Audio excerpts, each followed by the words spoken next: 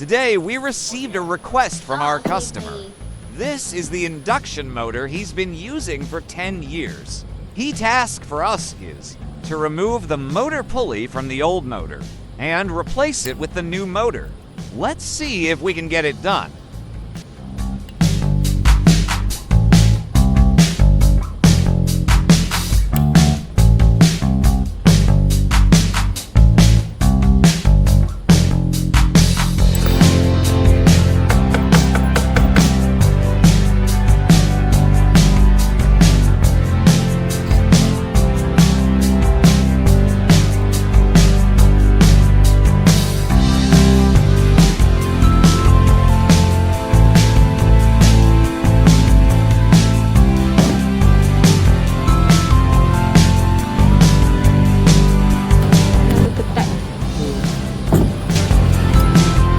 Now the pulley can rotate, but it hasn't been removed yet.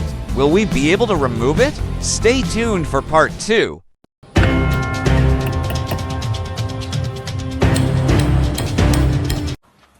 Nice.